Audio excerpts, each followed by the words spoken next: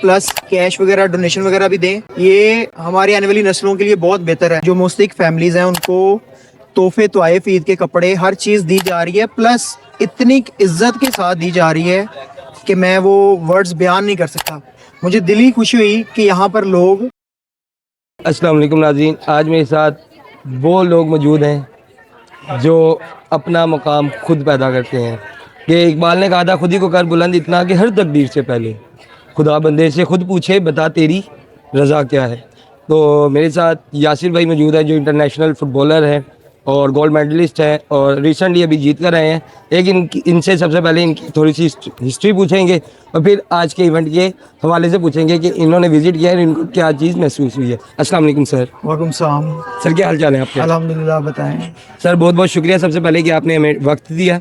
Sir अपनी journey का थोड़ा सा हमारी आवाम को बता सकें तो। मेरा नाम यासिर सदीक है, मैं इंटरनेशनल फुटबॉलर हूँ। अभी रिसेंटली हम बांग्लादेश से गोल्ड होकर आए हैं 2025 में नवंबर में एट ढाका बांग्लादेश में। ट्रायंगुलर फुटबॉल कप था उसमें।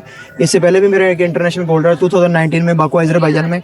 इसके साथ साथ मैं रिसेंट पाकिस्तान का मास्टर नेशनल एथलेटिक्स चैंपियन का 100 मीटर का नेशनल गोल्ड मेडलिस्ट हूँ। और इसके साथ साथ मेरी क्वालिफिकेशन जो है वो MSc स्पोर्ट्स साइंस है और मैं रूट्स में स्पोर्ट्स कोऑर्डिनेटर हूँ DHA फेज 6 में। और DHA फेज 6 स्पोर्ट्स कॉम्प्लेक्स में मैं फुटबॉल का हेड कोच हूँ, रियल और फुटबॉल अकेडमी का। बहुत बहुत शुक्रिया सर। सर ये बताइएगा कि आप ईद फेस्टिवल में आए तो आपको कैसा लग रहा है? मैं आपको यकीन करें बताऊं, मुझे इतनी खुशी हुई यहाँ पर आके देख के कि यहाँ पर जो मुस्तहिक फैमिलीज़ हैं उनको तोहफे तोहफ़े ईद के कपड़े हर चीज़ दी जा रही है, प्लस इतनी इज्जत के साथ दी जा रही है कि मैं वो वर्ड्स बयान नहीं कर सकता।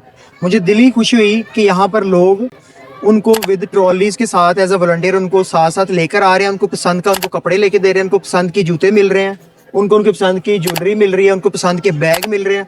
ईच एंड एवरीथिंग उनको उनकी पसंद की मिल रही है और वो भी फ्री ऑफ कॉस्ट। और उसके साथ साथ फ्री ऑफ कॉस्ट होने के साथ साथ इतनी इज्जत और प्यार से मिल रही है कि वो मैं लफ्ज़ों में बयान नहीं कर सकता। सर आप कुछ कहना चाहें आवाम को भी कि किस तरह होना चाहिए और कोई अपना आखिरी सबक देना चाहें तो?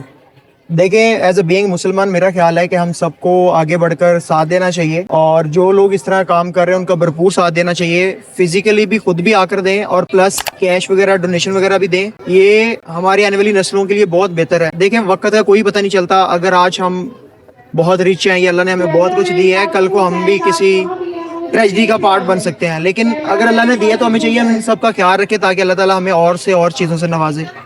बिल्कुल, जब आप किसी के लिए एहसास पैदा करते हैं तो अल्लाह पाक भी आपके लिए एहसास पैदा करता है। कुरान मजीद में अल्लाह पाक ने कहा है कि तुम ज़मीन वालों पर रहम करो, आसमान वाला तुम पर रहम करेगा।